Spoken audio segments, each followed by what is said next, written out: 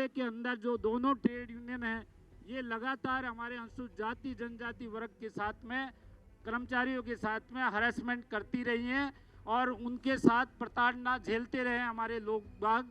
तो हमने इस बार सबक सिखाने का एक निर्णय किया है। पार्लियामेंट परिसर के प्रांगण में लगी हुई बाबा साहब अम्बेडकर की प्रतिमा, प्राचीन प्रतिमा को संसद भवन से इसके मूल स्थान से हटाकर दूसरी जगह लगा दिया गया है।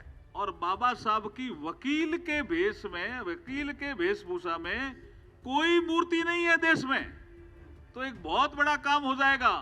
मेरी बात को उन्होंने माना।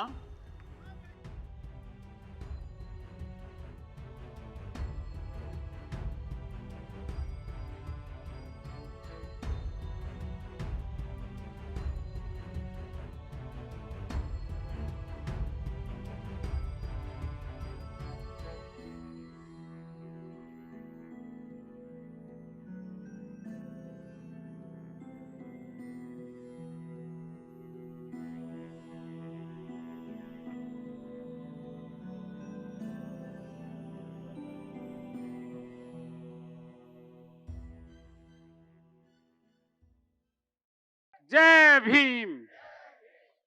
अर्जुन मेघवाल जी जिंदाबाद जिंदाबाद। अर्जुन मेघवाल जी जिंदाबाद जिंदाबाद। धन्यवाद साथियों।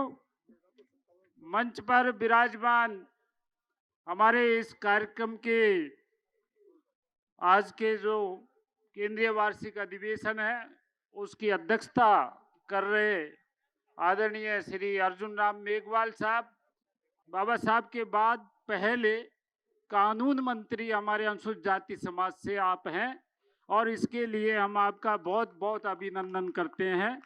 और माननीय प्रधानमंत्री जी को हम धन्यवाद देते हैं कि जिन्होंने आपको ये अहम मंत्री पद दिया और हम लोगों को सुशोभित किया एक तरह से। साथियों, बड़ा खुशी का दिन है कि हम संविधान दिवस पर हमारा ये केंद्रीय वार्षिक अधिवेशन यहाँ मना रहे हैं। और आदरणीय महोदय, मैं आपको ये बताना चाहता हूँ कि जब से देश आज़ाद हुआ है, आज ऐसा इतिहास यहाँ लिखा गया है कि रेलवे की एसोसिएशन के इतिहास में कोई पहला रेल मंत्री उनके राष्ट्रीय अधिवेशन में यहाँ पधारे और उन्होंने यहाँ हमारे डेलीगेट्स को संबोधित किया और उनका हौसला बढ़ाया और बहुत सारी सरकार की ऐसी बातें थी जो हम लोगों को बताई। हमने यहाँ इस बात के लिए भी धन्यवाद दिया कि रेल मंत्रालय के इतिहास में आज तक सबसे पहला जो सीआरबी रेलवे बोर्ड का जो चेयरमैन है वो सतीश कुमार जी को बनाया। उसके लिए रेल मंत्री जी और हमारे प्रधानमंत्री जी को हमने इस मंच से धन्यवाद दिया है और आपके समक्ष भी हम पुनः उनको धन्यवाद देते हैं। और हमें इस बात की खुशी है कि रेलवे बोर्ड का चेयरमैन एक अधिकारी होता है, लेकिन देश के कानून मंत्री ने रेलवे बोर्ड का चेयरमैन बनने पर अनुसूचित जाति वर्ग से अपने घर पर उनको बुलाया, उनका फेलिसिटेशन किया और माननीय प्रधानमंत्री जी को उन्होंने धन्यवाद दिया।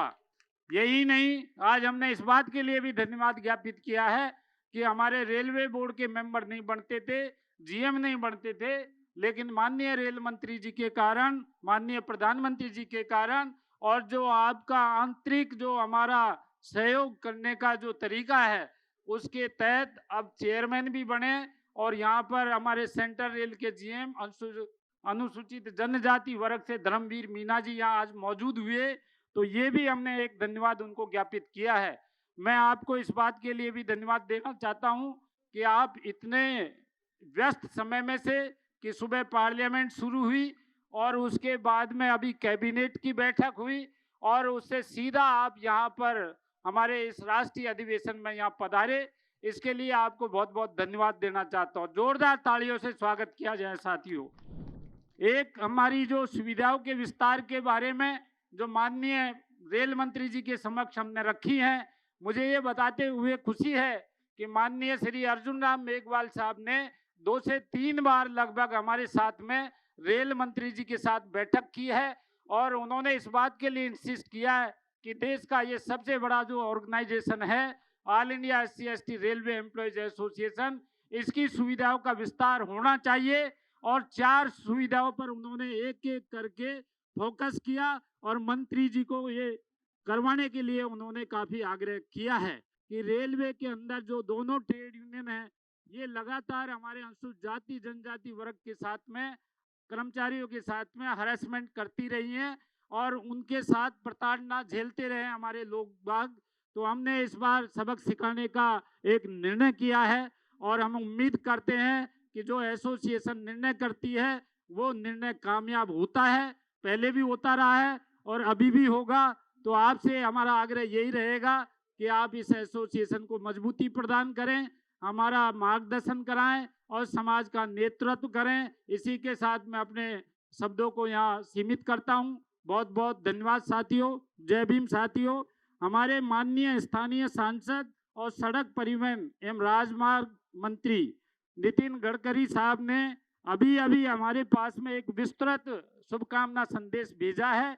मैं उसे पूरा नहीं पढ़ूंगा, लेकिन बहुत विस्तृत में उन्होंने जब उनको मालूम पड़ा कि अब 20-25 हजार लोग पूरे देश के लोग नागपुर में इकट्ठा हुए हैं तो वो आ नहीं पाए, लेकिन उन्होंने अपनी जो भावनाएं हैं वो हमारे साथ में भेजी हैं। हम उनको भी बहुत बहुत धन्यवाद देते हैं।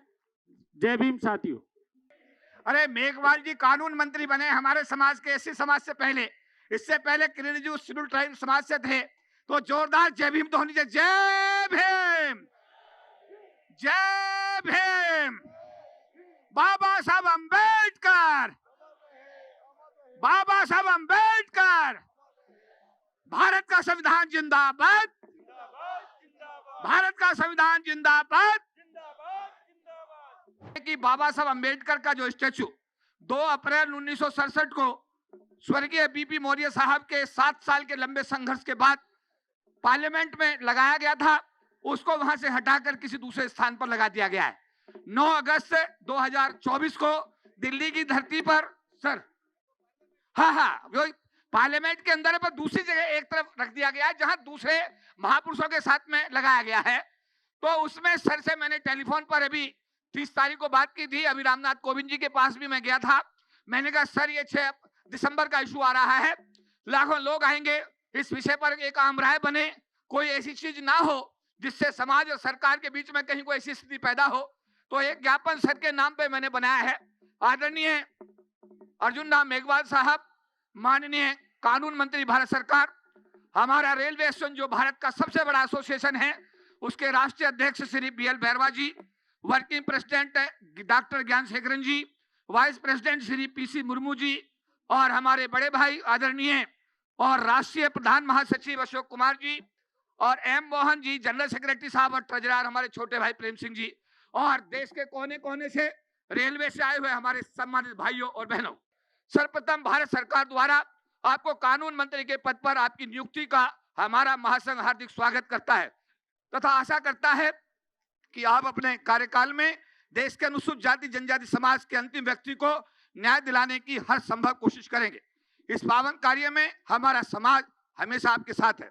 अनुसूचित जाति जनजाति संगठनों का अखिल भारतीय महासंघ सरकारी अधिकारियों एवं कर्मचारियों का सर्वोच्च संगठन है जिसमें लाखों लोग पूरे देश में सरकारी क्षेत्र में कार्यरत हैं। यह विभाग में हर विभाग में कर्मचारी संगठन है तथा हर सभी संगठन महासंघ के सदस्य हैं। इस नाते महासंघ के राष्ट्रीय पदाधिकारियों को हर विभाग में आयोजित होने वाले भिन्न भिन्न कार्यक्रमों में प्राय जाकर समाज के लोगों को जागरूक करने का कार्य करना होता है। महासंघ द्वारा अपने गठन 1997 से लेकर आज तक आरक्षण को बचाने, निजी क्षेत्र में आरक्षण लागू कराने आदि महत्वपूर्ण मांगों को लेकर राष्ट्रीय एवं अंतर्राष्ट्रीय स्तर पर रैलियां, सेमिनार, सम्मेलनों, प्रदर्शनों आदि का आयोजन किया गया है कि गत 3/2024 को पार्लियामेंट परिसर के प्रांगण में लगी हुई बाबा साहब अम्बेडकर की प्रतिमा, प्राचीन प्रतिमा को संसद भवन से इसके मूल स्थान से हटाकर दूसरी जगह लगा दिया गया है। विदित हो कि बाबा साहब डॉक्टर भीमराव अम्बेडकर जी की प्रतिमा को संसद भवन में स्थापित कराने हेतु बहुजन नेता प्रोफेसर स्वर्गीय बीपी मौर्य जी के कुशल नेतृत्व में देश के अनुसूचित जाति जनजाति समाज के लोगों ने वर्षों तक जेल भरो आंदोलन चलाया, जिसमें बाबा साहब अम्बेडकर के लाखों अनुयायी जेल गए और उसके बाद में लंबे संघर्ष के बाद 2 अप्रैल 1967 को प्रतिमा स्थापित हुई। आप 14 अप्रैल और 6 दिसंबर के शुभ अवसर पर आप प्रधानमंत्री जी, राष्ट्रपति जी, सभी लोग इन प्रतिमा पर, बाबा साहब की प्रतिमा पर जाकर के अपने श्रद्धा सुमन अर्पित करते हैं।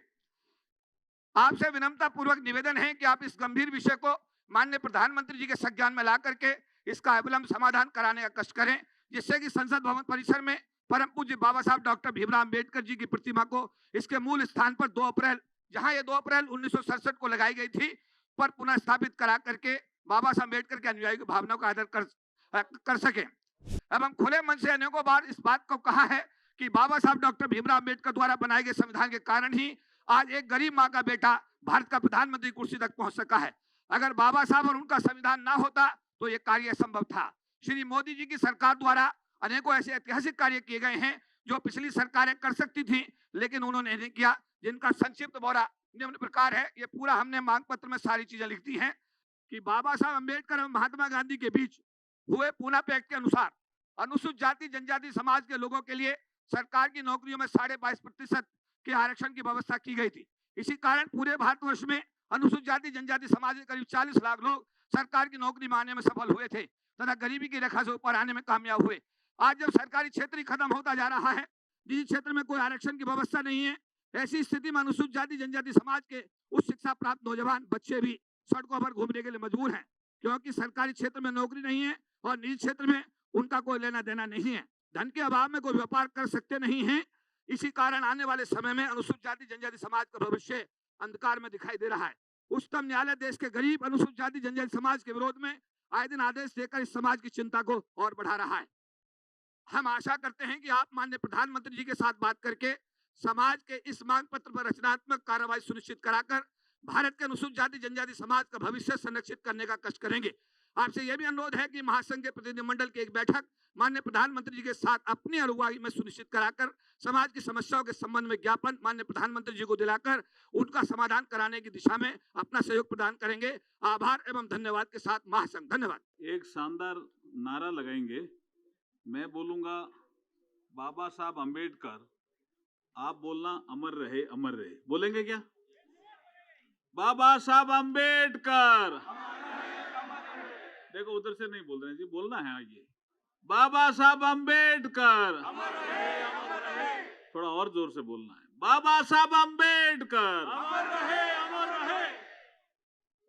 सबको बहुत बहुत धन्यवाद। सबको जय भीम। जय Bhim. All India scheduled caste and scheduled tribes railway employees association की ये सेंट्रल एग्जीक्यूटिव कमेटी की जो बैठक और एक राष्ट्रीय अधिवेशन जो नागपुर में हो रहा है, उस अधिवेशन के लिए मुझे आमंत्रित किया था सुबह के लिए, लेकिन आपको सबको पता है कि आज संसद का सत्र शुरू हुआ, तो मैं संसदीय कार्य मंत्री के नाते भी हमारी जो ड्यूटी बनती है प्रधानमंत्री जी को रिसीव करना, उसके बाद एक प्रेस कॉन्फ्रेंस होती है, फिर एक मीटिंग होती है और फिर संसद का जब सत्र शुरू होता है तो सभी को वहाँ उपस्थित रहना होता है। इसलिए मैंने BL बैरवा जी और अशोक जी से कहा था कि मैं आऊँगा ज़रूर 25 को, और मैं आ गया। और मुझे खुशी है कि आप इतनी बड़ी संख्या में, अभी शाम को भी इतनी बड़ी संख्या में बैठे हैं, इसलिए बाबा साहब की फौज तो बड़ी खड़ी हो गई है भाई। बाबा साहब अम्बेडकर। ये नारे बीच बीच में आपको मैं लगाता रहूंगा, ठीक है ना? मेरा भाषण इसी से आसपास रहेगा। आज संविधान दिवस मनाने के लिए हम आज दिल्ली में करीब पद यात्रा की थी हमने, माई भारत बैनर के तले। मैं भी उसमें था। 8 बजे शुरू हुई। हमने मेजर ध्यानचंद स्टेडियम से शुरू की थी और उसके बाद हम इंडिया गेट तक गए और उसमें कई मंत्री भी थे और बहुत बड़ी संख्या में युवा भी थे। वहां भी बाबा साहब के नारे लग रहे थे, यही नारा, बाबा साहब अम्बेडकर। हाँ, उसमें नारा था, ये शानदार नारा था। बाबा साहब कर्तव्य पथ पे गूंज रहे थे जी। बाबा साहब कर्तव्य पथ पे गूंज रहे थे, बाबा साहब अम्बेडकर। कल संविधान दिवस है और संविधान दिवस के अवसर पर आप केंद्रीय वार्षिक अधिवेशन कर रहे हैं, इसलिए आपको बधाई भी। BL बैरवा जी राष्ट्रीय अध्यक्ष हमारे अशोक कुमार जी जो राष्ट्रीय महामंत्री है, आपकी जोड़ी भी शानदार है, इस जोड़ी के लिए भी जोरदार बधाई दे दो। हमारे मध्य उपस्थित हैं केपी चौधरी जी, हमारे राष्ट्रीय कोषाध्यक्ष प्रेम सिंह जी, वर्किंग प्रेसिडेंट हमारे श्री ज्ञान शेखरन जी, हमारे प्रेमचंद मुर्मू जी राष्ट्रीय उपाध्यक्ष, M Mohan additional general secretary, B K Khoya जी और सभी नागपुर की टीम के लोग। अब मैं एक गीत गाता हूं, क्योंकि मुझे ये कहा बैरवा जी ने कि ये सांस्कृतिक संध्या का कार्यक्रम हो सकता है, तो वो कह रहे हैं बाद में करेंगे। मैंने कहा शुरुआत में कर देता हूं, मैं भी एक कलाकार हूं। लेकिन अभी केपी चौधरी ने एक विषय रखा और वो 2-3 बार दोहराया भी। मैं चौधरी साहब आपको बताना चाहता हूं, ये कालखंड ऐसा कालखंड है नरेंद्र मोदी जी के नेतृत्व में जो सबसे ज्यादा बाबा साहब का सम्मान करता है। ये कालखंड है। आपने कभी सुप्रीम कोर्ट में बाबा साहब की मूर्ति देखी थी क्या? कभी सुप्रीम कोर्ट में बाबा साहब की प्रतिमा देखी थी क्या? ये मेरा एक अनुरोध चीफ जस्टिस ऑफ इंडिया को हुआ, ऑनरेबल जस्टिस डी.वाई. चंद्रचूड़ साहब को, कि बाबा साहब को वकालत के पेशे की शुरुआत उन्होंने 1923 में की थी और 100 साल पूरे हो रहे हैं 23-24 की अवधि में। तो 100 साल में वकीलों की स्थिति कैसी हुई देश में, वकीलों का काम कैसा चला, कैसे उन्होंने संविधान की रक्षा की, बाबा साहब ने कौन कौन से केस लड़े। अगर बाबा साहब की एक मूर्ति जो सुप्रीम कोर्ट की प्रिंसिपल बेंच है, जिसमें honourable chief justice of India और 2 दूसरे जज परमानेंट ही बैठते हैं, उनको देखते हुए तो ये सुप्रीम कोर्ट की भी शोभा होगी और बाबा साहब की वकील के वेशभूषा में कोई मूर्ति नहीं है देश में, तो एक बहुत बड़ा काम हो जाएगा। मेरी बात को उन्होंने माना और जो बड़ा लॉन है सुप्रीम कोर्ट में, वहां पे बाबा साहब की एक आदम प्रतिमा लगी, जिसका उद्घाटन राष्ट्रपति जी ने किया। मैं भी उसमें सम्मिलित था, सारे जजेज ऑफ द सुप्रीम कोर्ट उसमें थे और बाबा साहब देख रहे हैं सुप्रीम कोर्ट की प्रिंसिपल बेंच को कि निर्णय सही करना भाई, मैं आ गया हूं सुप्रीम कोर्ट में। भाई इतना बड़ा काम हो गया केपी चौधरी जी, इसकी भी तो तारीफ करो ना भाई। बाबा साहब अंबेडकर। दूसरा एक काम, इन्होंने चूंकि प्रतिमा का विषय उठाया इसलिए कहना पड़ रहा है। मैं जैसलमेर हाउस में कानून मंत्री बनने के बाद गया तो एक लेडी जस्टिस का फोटो मैंने देखा। मैंने कहा साहब ये प्रतिमा कब आई और ये हमारी कैसे कानून की देवी हो गई भाई, ये आई कहां से? अगर इनकी जगह अगर प्रतिमा ही लगनी है तो बाबा साहब की क्यों नहीं लगे? जैसलमेर हाउस में मेरा एक विधि और न्याय मंत्रालय का डिपार्टमेंट ऑफ जस्टिस है, तो उनके secretary, joint secretary, additional secretary कहने लगे साहब ये तो बहुत पुरानी मूर्ति है। मैंने कहा भाई कितनी पुरानी हो तो क्या हुआ, कानून अंधा कैसे हो सकता है? मैंने कहा फिल्में भी बन गई इस पे, ये ठीक नहीं है ना। जजेज भी संविधान देख करके फैसला करते हैं या आईपीसी, सीआरपीसी या सीपीसी देख करके फैसला करते हैं या कोई कानून देख करके फैसला करते हैं। एडवोकेट भी आर्ग्यूमेंट करते हैं तो पढ़ करके ही करते हैं, अंधा कैसे हो सकता है?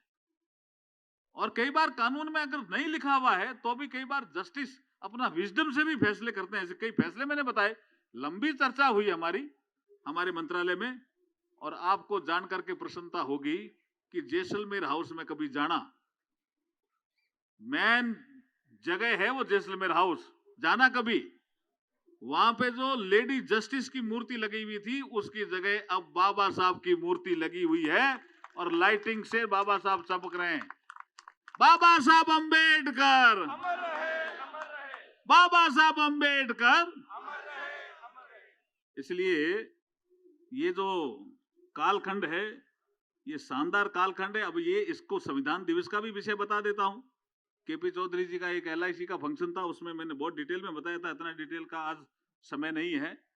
लेकिन 2015 से पहले कब संविधान दिवस था भाई बताओ? इस देश में एक कानून दिवस के रूप में इसको लोग मनाते थे।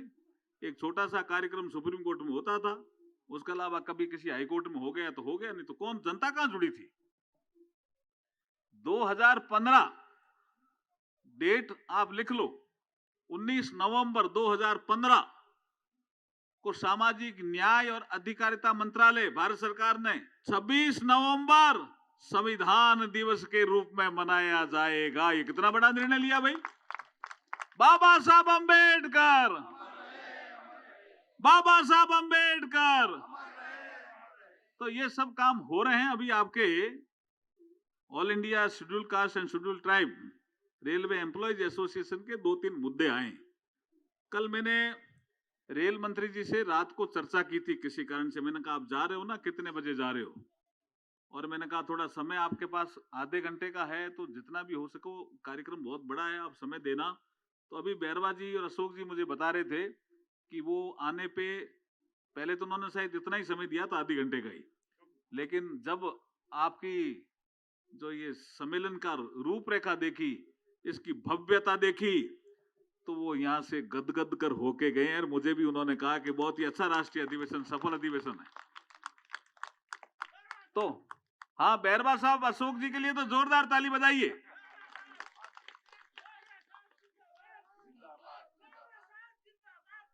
और अश्विनी वैष्णव साहब के लिए भी जोरदार ताली बजा दीजिए। और यहाँ के MP और केंद्रीय सड़क परिवहन मंत्री हमारे नितिन गडकरी जी ने भी जो संदेश भेजा, उनके लिए भी जोरदार ताली बजा दीजिए।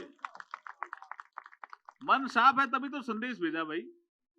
अब सब लोग मिलकर के एक प्रयास करेंगे कि इनके आपकी जो 2-3 छोटी मोटी डिमांड है। मेरे घर पे जब चेयरमैन रेलवे बोर्ड का कार्यक्रम था तब भी हम खाना खा रहे थे, तो आप साथ ही बैठे थे सर, और आप भी साथ थे। रेल मंत्री जी ने हाँ की है, और मैं आपको इस मंच से विश्वास दिलाता हूं कि आपके 1-2 काम तो जल्दी ही मैं पूरे करवा करके ही दम लूंगा। अभी आपको ऐसा माना जाता है कि ये एक कोई रेलवे एम्प्लॉयज एसोसिएशन है, वेलफेयर का काम करने के लिए हुई है। हमने उनको समझाने की कोशिश की है कि समानता हमारे संविधान की प्रमुख विशेषता है। तो एक कोई यूनियन का, एसोसिएशन का आदमी जब जाए किसी सम्मेलन में तो छुट्टी मिलती है, और SC/ST का नहीं जाए और जावे वहां तो छुट्टी नहीं मिले, ये समानता नहीं है ना। इसको समानता में बदलो, ये विषय हमने रखा है। और संविधान की मूल भावना में लिबर्टी, इक्वलिटी एंड फ्रेटर्निटी, ये 3 पिलर हैं हमारे संविधान के। और इसी पिलर के आधार पे जो संविधान खड़ा हुआ है, जिसमें वैल्यूज, आज देखिए आसपास हमारे साथ कई देश हमारे साथ ही आजाद हुए। पाकिस्तान हमारा तो साथ ही आजाद हुआ ना। क्या स्थिति है पाकिस्तान, सबको पता है। श्रीलंका में क्या स्थिति है, बांग्लादेश में क्या स्थिति है, नेपाल में क्या स्थिति है। और हमारे देश में शांति है और हमें आगे बढ़ रहे हैं, उसका एक ही कारण है, भारतीय संविधान जो बाबा साहब ने दिया। बाबा साहब अंबेडकर। तो कल संविधान दिवस के अवसर पर आप प्रस्तावना को भी पढ़ना, कोई न कोई अतिथि जो भी आए उसके, आज भी पढ़िए, कल भी पढ़ना। अब क्या है, मैंने अभी प्लेन में बैठे बैठे एक गीत लिखा है। मैं गीतकार भी हूं और साथ में संगीतकार भी हूं, ये ध्यान रखो, और मैं लेखक भी हूं। मैं सांसद बीकानेर से हूं, वो विषय है ही ध्यान में आपके। मैं राजस्थान स्टेट में IAS रहा, ये विषय भी आपके ध्यान में है। और जो आपके इश्यूज हैं उनको लेकर के कई बार बैठकें होती है, उनमें जब मैं आर्गुमेंट करता हूं तो बैरवा जी, रसोई जी को पता है कि उन तर्कों में भी दम होता है, क्योंकि हम बाबा साहब के शिष्य हैं। तो ये अब एक गीत बाबा साहब को समर्पित, क्योंकि आपकी ये सांस्कृतिक संध्या है, जो यहाँ सांस्कृतिक संध्या करने वाले आए हैं उनके लिए भी एक अच्छा मौका लगेगा कि ये बाबा साहब के लिए गीत। और लिखा मैंने अभी प्लेन में ही है जी, ध्यान रखना, ये कोई विषय, जब उनको पता चला कि सांस्कृतिक संध्या है तो मैंने इसको लिखा है। बाबा ने, ये महू में आए, ध्यान है ना आपको, बाबा ने मऊ में आकर के हम सबको दिशा दिखाई है। दिखाई कि नहीं दिखाई, बताओ भाई, जोरदार ताली बजाओ भाई, इसके लिए क्या कर रहे हो आप। बाबा ने महू में आकर के हम सबको दिशा दिखाई है। हम पड़े थे सोच और चिंतन में, पड़े थे ना भाई बाबा आने से पहले, हम पड़े थे सोच और चिंतन में, आगे हमें कैसे बढ़ना है, आगे हमें कैसे बढ़ना है। बाबा ने संविधान बना करके, बाबा ने संविधान बना करके हमें अधिकार दिलाए हैं। बाबा ने संविधान बना करके हमें अधिकार दिलाए हैं। दिलाए ना, नहीं दिलाए भाई। आज हम जो सम्मेलन कर रहे हैं, बाबा साहब ने 14 से लेकर 18 तक जो समानता का अधिकार है, उसमें कहा आगे से कोई भेदभाव नहीं होगा। आर्टिकल 17 के द्वारा उन्होंने कहा आगे से इस देश में कोई अनटचेबिलिटी नहीं होगी। ये अधिकार है कि नहीं भाई, बताओ मेरे को। व्यक्ति की गरिमा, एकता, अखंडता, ये सब अधिकार बाबा ने दिलाए हमें। इसलिए बाबा साहब अंबेडकर संविधान को अंगीकार होने के 75 वर्ष हुए हैं पूरे, 75 वर्ष हुए हैं पूरे। अगर कोई दुविधा आई तो, अगर कोई दुविधा आई तो संविधान दिशा दिखाएगा। अगर कोई दुविधा आई तो संविधान दिशा दिखाएगा। बाबा ने मऊ में आकर के, बाबा ने मऊ में आकर के हम सबको दिशा दिखाई है। दिखाई नहीं दिखाई भाई, बताओ ना सर। बाबा साहब अंबेडकर। अब आगे संकल्प करना पड़ेगा भाई। हम सभी संकल्प करते हैं कि संविधान की रक्षा हमें करनी, संविधान की रक्षा हमें करनी। करोगे ना भाई। हम सभी संकल्प करते हैं संविधान की रक्षा हमें करनी, संविधान की रक्षा हमें करनी। बाबा ने जो रास्ता दिखाया है, बाबा ने जो रास्ता दिखाया है, आगे हमें उसी से बढ़ना है। बाबा ने जो रास्ता दिखाया है, आगे हमें उसी से बढ़ना है। बाबा ने मऊ में आकर के हम सबको दिशा दिखाई है, वो हम सबको दिशा दिखाई है। हम बाबा के ऋणी हैं भाई, हम सब बाबा के ऋणी हैं भाई। बाबा साहब अंबेडकर, बाबा साहब अंबेडकर। उनका एक बहुत फेमस कोट है, विषय तो कई तरह के हैं, लेकिन एक ये बहुत फेमस कोट है कि एक बार दो पत्रकारों ने ये तय किया कि भारतीय स्वतंत्रता संग्राम के दौरान जो नेता उभर करके जो सामने आए हैं उनका पता लगाते हैं, उनका एक इंटरव्यू लेते हैं, वो क्या करते हैं, कैसे वो भारतीय समाज में इतने पॉपुलर हो गए। तो उन्होंने 3 नेताओं को सेलेक्ट किया उस समय, एक महात्मा गांधी, एक मोहम्मद अली जिन्ना और एक बाबा साहब अंबेडकर। ये 3 नेताओं को उन्होंने सेलेक्ट किया और उन्होंने टाइम भी लिया कि हम पर्टिकुलर दिन आएंगे, समय भी दिया, लेकिन उनकी कोई फ्लाइट लेट हो गई तो वो सब तीनों उस दिन दिल्ली में थे, तीनों, ये ध्यान रखना। और वो दोनों पत्रकार सबसे पहले महात्मा गांधी जी के यहां गए। तो उन्होंने कहा, साहब महात्मा गांधी तो सो गए हैं, बापू तो सो गए हैं, आपको अब कल ही मिलेंगे। तो उनको भी लगा कि भाई हम फ्लाइट हमारी लेट हो गई इसलिए अब इतनी गलती, लेकिन समय कोई ज्यादा हुआ नहीं था, लेकिन उनका अब सो गए, महात्मा गांधी जी तो सो गए भी, अब आपको कल ही मिलेंगे। तो वो उन्होंने कहा चलो मोहम्मद अली जिन्ना को ट्राई करते हैं।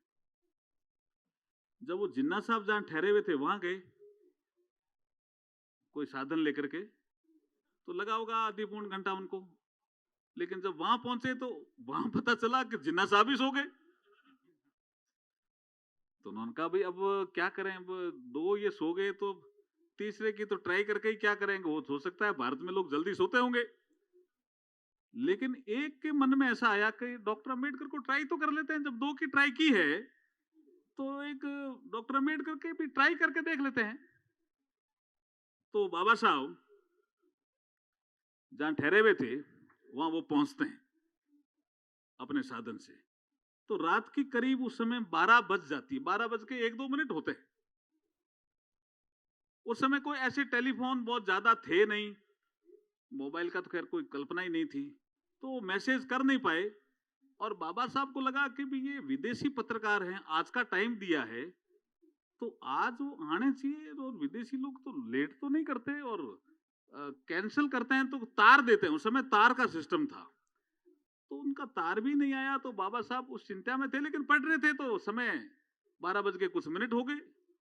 इतने में वो घंटी बजाते हैं और बाबा साहब खुद ही उन्होंने लिखा है जी, विदेशी पत्रकारों ने, ये मैं कोई ऐसे ही नहीं बोल रहा हूं, उन्होंने लिखा है अपनी जीवनी में, अपनी डायरी में, अपनी पुस्तक में भी लिखा है कि बाबा साहब खुद ही बाहर आते हैं, टाई वाई लगे हुए, सूट पहने हुए, एकदम तैयार, जैसे सुबह का समय होता है ऐसे। तो जैसे ही बाहर आए और उन्होंने कहा, आर यू डॉक्टर अंबेडकर? बोला yes yes I am doctor BR Ambedkar, welcome in my house. तो अंदर दे गए। तो उन्होंने कहा हम पूछना तो कुछ और चाह रहे थे, लेकिन पहला हमारा एक क्वेश्चन है आपसे। बोला क्या? हमने आज 3 लोगों से टाइम लिया था और बहुत सेलेक्टिव करके, भाई ये तीनों बहुत महत्वपूर्ण हैं अपने अपने क्षेत्र में, और स्वतंत्र संग्राम का जो आंदोलन चल रहा है भारत का, उसमें इनका रोल भी है। एक महात्मा गांधी, एक मिस्टर जिन्ना और एक आपका डॉक्टर अंबेडकर। ये हमने, हमारे मीडिया ने इसको सेलेक्ट किया था। तो हम आज आए तो वो दोनों जो बड़े लोग हैं वो हमें आज पता चला वो सो गए, और कोई ज्यादा टाइम नहीं हुआ था, हमारे आने जाने में समय लगा, हमारी फ्लाइट थोड़ी लेट हो गई। तो उन्होंने कहा कि क्या पूछना चाहते हो? कि हम आपको ये पूछना चाह रहे हैं कि वो 2 तो हमें सोते हुए मिले और आप जाग रहे हो, what is the reason behind it, इसका कारण क्या है? तो जो बाबा साहब, ये कोई क्वेश्चन उनको पहले नहीं दिया था कि इसका कोई आपको जवाब देना है, ये जो बाबा साहब को एकदम जो जवाब उपजा वो उनकी बौद्धिक क्षमता के कारण उपजा था, और उनकी बौद्धिक क्षमता बहुत शानदार थी बाबा साहब की। बाबा साहब ने तुरंत ही, अंदर कोई प्रोसेसिंग हुई होगी माइंड में, माइंड बहुत शार्प था बाबा साहब का। उन्होंने कहा सुनिए, वो दोनों इसलिए सो रहे हैं कि उनका समाज जाग रहा है, और मैं इसलिए जाग रहा हूं कि मेरा समाज सो रहा है। अरे मैं सोचता हूं क्या शानदार रिप्लाई रही होगी बाबा साहब की, कि वो इतने गदगद हुए कि रात को 2 बजे तक बाबा साहब का इंटरव्यू लेते रहे। बाबा साहब अंबेडकर, बाबा साहब अंबेडकर। इसलिए मेरे मन में ये आया कि ये भाव बहुत महत्वपूर्ण है। बाबा ने महू में आकर के हम सबको दिशा दिखाई है। बाबा ने मऊ में आकर के हम सबको दिशा दिखाई है। और दिशा दिखाई सब, ऐसी दिशा दिखाई, पूरे देश को दिखाई, हम सबको भी दिखाई।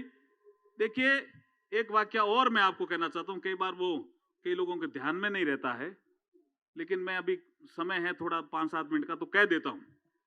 बाबा साहब को बॉम्बे से संविधान सभा में जाना था, लेकिन बॉम्बे से संविधान सभा में नहीं जा सके।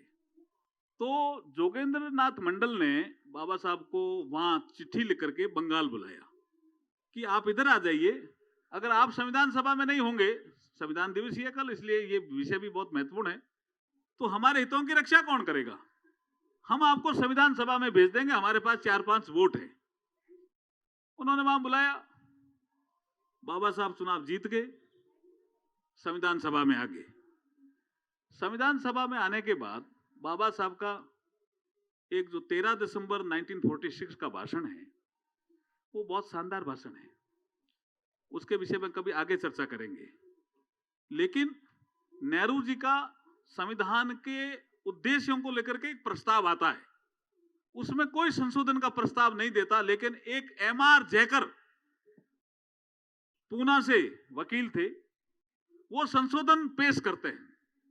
राजेंद्र प्रसाद जी ने वो संशोधन मान लिया, तो कांग्रेस के लोगों को अजीब लगा कि भी एमआर जैकर संशोधन क्यों दे रहे हैं नेहरू जी के प्रस्ताव पे। उस समय नेहरू जी बड़े आदमी, बहुत बड़े आदमी, उनके प्रस्ताव को संशोधित करने का क्यों ऐसा काम कर रहे हैं ये सब। तो राजेंद्र प्रसाद जी ने देखा, भी डॉक्टर अंबेडकर के बारे में बहुत सुना है, इनको बोलते हुए हमने कभी नहीं सुना, तो आज एक इस प्रस्ताव पे ये क्या बोलते हैं, टेस्ट कर लेते हैं। तो उन्होंने डॉक्टर BR अंबेडकर साहब का नाम पुकार लिया। ये संविधान सभा की बहस में भी है, आप जाके देख भी सकते हो। उस दिन उनका इतना शानदार भाषण हुआ कि पूरे संविधान सभा ने तालियां बजा करके बाबा साहब का सम्मान किया उस दिन। तो एमआर जैकर को लगा कि मेरे प्रस्ताव को मान नहीं रहे हैं, तो उन्होंने इस्तीफा दे दिया।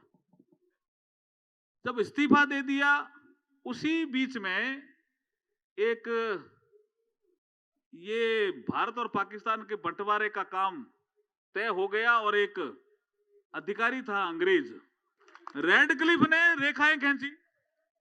तो रेखाएं खींची तो ये बाबा साहब का जो स्थान था ना, जो आज बांग्लादेश में है, पहले पूर्वी पाकिस्तान में चला गया। जैसूर खुलना, वो जैसूर खुलना से जीते थे, वो जब चला गया तो बाबा साहब ने कहा मैं संविधान सभा का सदस्य नहीं रहा। यहां बाबा साहब देशभक्त के रूप में आते हैं राजेंद्र प्रसाद जी के पास, और वो कहते हैं आपने क्या किया साहब? बोला क्या मुझे जबरदस्ती आप पाकिस्तान भेजना चाहते हो क्या? I will not go to Pakistan. ये बाबा साहब देशभक्ति के रूप में यहां बोल रहे हैं, I will not go to Pakistan, I will be in India. मेरे समाज के लोगों का मुझे काम करना है, मैं नहीं जाऊंगा पाकिस्तान। क्यों भेजना चाहते हो? उन्होंने कहा साहब वो पता करता हूं। तो पता किया तो पता चला कि जो पॉपुलेशन 50% से ज्यादा किसी प्रांत में या किसी जिले में मुसलमानों की है, वो हम पश्चिमी पाकिस्तान और पूर्वी पाकिस्तान को देंगे, और जो आबादी 50% से ज्यादा हिंदुओं की है जहां, वो हम हिंदुस्तान में रखेंगे। ये एक फॉर्मूला था मोटा मोटा। तो बाबा साहब को लगा यार हो सकता है वहां 50% मुसलमान होंगे, लेकिन बाबा साहब ऐसे शांत बैठने वाले नहीं थे। उन्होंने 2-3 दिन इसमें लगाए। इसलिए अध्ययन करने का भी बाबा साहब हमें सीख देते हैं कि एकदम से तर्क करने से पहले तर्क के लिए सामान चाहिए, हथियार लेकर के तर्क करो। तो बाबा साहब ने सारे जो हमारे पूर्वी पाकिस्तान में वो लोग थे बंगाल में, उनको पूछा कि भाई उसकी पॉपुलेशन कितनी है। तो कुछ लोग कहते हैं लिखने वाले, अभी अब तो पूरे आंकड़े आ गए कि 50% से कम थी मुसलमानों की पॉपुलेशन, 48% थी। तो उनको लगा भाई 48 है तो फिर ये 48 वाले तो हिंदुस्तान में रह गए हैं, ये पाकिस्तान में क्यों किया? तो बाबा साहब दोबारा आते हैं, कहां? संविधान सभा में राजेंद्र प्रसाद जी के पास। और वो दूसरे तीसरे दिन भी एमआर जैकर साहब बैठे रहते हैं। ये लिखने वालों ने ये चीजें लिखी नहीं ढंग से, वो सुनते हैं बाबा साहब को। पहले उन्होंने अपने प्रस्ताव पे सुना तो उन्होंने कहा सबसे शानदार यही बोले हैं। उसके बाद उन्होंने कहा भी मेरा इस्तीफा ले लो, क्योंकि मेरे प्रस्ताव का इतना विरोध किया कांग्रेस के लोगों ने, ऐसा मैंने क्या कर दिया।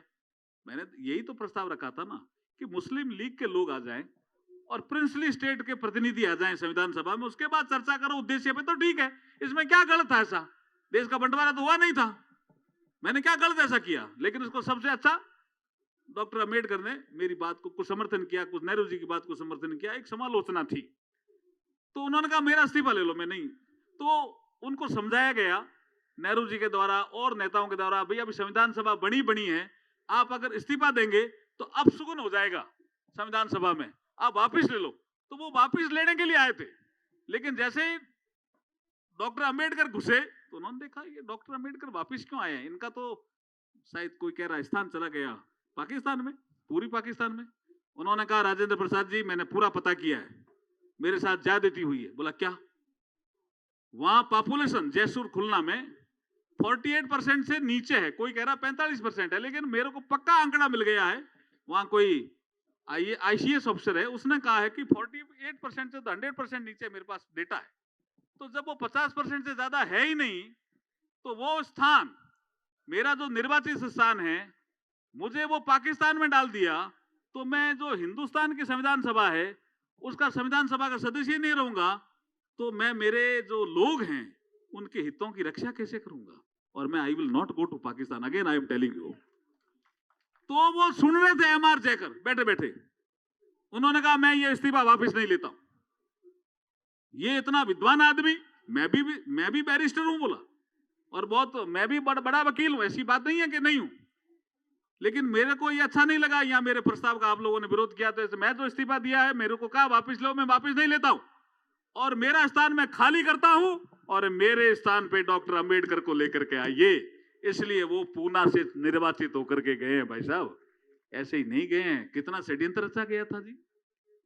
और जैसे ही वो संविधान सभा में आ गए, उसके बाद कुछ लोग कुछ ही कहते हैं कि उन्होंने बना दिया संविधान सभा में, उन्होंने बना दिया ड्राफ्टिंग कमेटी का चेयरमैन। ऐसा नहीं है जी। नेहरू जी ने एक पत्र लिखा, वो मद्रास में थे ना, क्या नाम था उनको, पत्र लिखा जो अंग्रेज एक थे ना, एक संविधान विशेषज्ञ, एक बड़े संविधान विशेषज्ञ थे। नेहरू जी ने एक पत्र लिखा कि हमारे देश का एक संविधान बनने वाला है। आइवर जेनिंग को एक पत्र लिखा नेहरू जी ने कि हमारे देश का एक संविधान बनने वाला है, इसलिए आप हमारे देश का संविधान बनाने के लिए भारत में आइए, हिंदुस्तान में आइए, और हमारी सेवाएं दिए जी, क्योंकि आप एक्सपर्ट हो संविधान बनाने के लिए। वो उन दोनों मद्रास में थे, कोई लेक्चर देने के आए हुए थे। उन्होंने इन राइटिंग लेटर देकर के लिखा नेहरू जी को कि आप क्या कर रहे हो भाई नेहरू जी, क्या कि मेरे से ज्यादा विद्वान आपके देश में डॉक्टर अंबेडकर है ना, संविधान बनाना है तो उनसे बना लो भाई।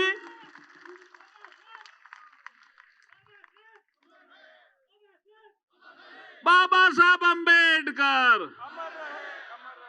बाबा साहब अंबेडकर।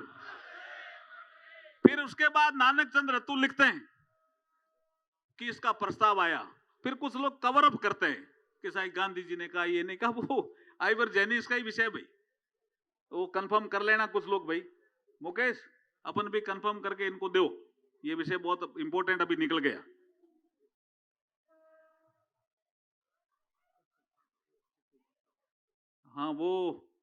हाँ एक चिट्ठी और मिली है हमें, ये चिट्ठी मिली है, ये है एडविना माउंटबेटन की, एक लेटर है जो डॉक्टर अंबेडकर को लिखा है, और उन्होंने कहा है कि हमारे को एक मिस्टर वल्लारी है कोई, उन्होंने आप वल्लारा है, उन्होंने आपका नाम सजेस्ट किया है आइवर जेनिंग्स के थ्रू, तो हम आपको ड्राफ्टिंग कमेटी में ले रहे हैं, शायद चेयरमैन ही बना देंगे। सब चिट्ठियां आ गई भाई साहब, अब तो बाबा साहब बहुत अमर होने वाले हैं, बाबा साहब अंबेडकर। तो वो आ गए इसमें आकर के ड्राफ्टिंग कमेटी में। नानक चंद रत्तू लिखता है कि जब प्रस्ताव आया कि हम आपको ड्राफ्टिंग कमेटी का चेयरमैन बनाए, तो 2-3 दिन चिंता में रहे कि मेरी तबीयत ठीक नहीं है, मैं इसको स्वीकार करूं कि नहीं करूं प्रस्ताव को। मैं संविधान सभा का सदस्य तो बनना चाह रहा था और मैं ये सोच रहा था मेरे समाज के हितों की रक्षा में कर पाऊं, लेकिन पूरा संविधान ही मुझे ही बनाना है, इस पे मैं चिंतन कर रहा हूं, ऐसे कहा। और 2-3 दिन चिंतन करने के बाद नानक चंद रत्तू कहते हैं कि बाबा साहब उठे, नानक चंद आज मेरे मन में एक विचार आया। ये सब नानक चंद रत्तू ने अपनी पुस्तक में लिखा है जी, कि नानक चंद आज मेरे मन में एक विचार आया कि हर समाज के लिए कुछ न कुछ है कहने के लिए। भावी पीढ़ियां कहती है हमने ये बनाया, हमने ये बनाया, हमने ये बनाया, और हर समाज गर्व करता है। मेरे समाज के पास ऐसा क्या है जिससे आगे चल करके कभी मेरा समाज गर्व करेगा? अगर संविधान में बना दूंगा तो मेरा समाज संविधान पे गर्व करेगा और मेरे समाज की ताकत भी बढ़ेगी। ये चिंतन था बाबा साहब का। इस कारण से बाबा साहब अमर हैं और ये नानक चंद रत्तू ने अपनी पुस्तक में लिखा है। आप पढ़ लेना, नहीं कहीं होगी। इसलिए बाबा ने महू में आ करके हम सबको दिशा दिखाई है। बाबा ने, ये टैगलाइन है भाई आपके आज की सांस्कृतिक संध्या की, ठीक है ना? बाबा ने महू में आ करके हम सबको दिशा दिखाई है, वो सबको दिशा दिखाई है। बाबा साहब अम्बेडकर, बाबा साहब अम्बेडकर। बहुत ही शानदार आपका कार्यक्रम, और जैसे जैसे मेरा भाषण आगे बढ़ रहा है संख्या भी बढ़ रही है। आप सबको बधाई और शुभकामनाएं। संविधान दिवस कल है, उसकी बहुत बहुत बधाई। आज संविधान सभा की आखिरी बैठक थी 25 नवंबर 1949 को, और उसमें बाबा साहब का एक शानदार भाषण है कि 26 जनवरी 1950 को हमें राजनीतिक समानता तो मिल जाएगी, एक वोट, एक मूल्य, एक व्यक्ति, चाहे राजा हो उसका भी एक मूल्य और चाहे गरीब आदमी भी हो उसके वोट का एक मूल्य। ये राजनीतिक समानता तो मिल जाएगी, हमारे संविधान के अनुसार हमने दी है, लेकिन सामाजिक और आर्थिक क्षेत्र में असमानता रहेगी, इसको दूर करना पड़ेगा। और अगर इनको दूर नहीं किया तो हमारी स्वतंत्रता खतरे में पड़ जाएगी। ये बाबा साहब ने उस समय भी चेतावनी दी थी। वो दिन था 25 नवंबर 1949। आज उस दिन को 75 साल पूरे हो गए हैं भाई। बाबा ने जो आने वाली सरकारें थी उनको दिशा दिखाई थी। इसलिए फिर कह रहा हूं, बाबा ने मऊ में आ करके हम सबको दिशा दिखाई है। बाबा ने मऊ में आ करके हम सबको दिशा दिखाई है। बाबा साहब अम्बेडकर, बाबा साहब अम्बेडकर। बैरवा जी, अशोक जी, आपका बहुत शानदार फंक्शन। मैं भी बहुत प्रसन्न हूं, और हो सकता है आज शाम को अभी मुझे रेल मंत्री जी मिलेंगे। आपकी जो 1-2 डिमांड है मैं सोचता हूं रात को ही पूरी कराने का प्रयास करेंगे। बोले भारत माता की जय।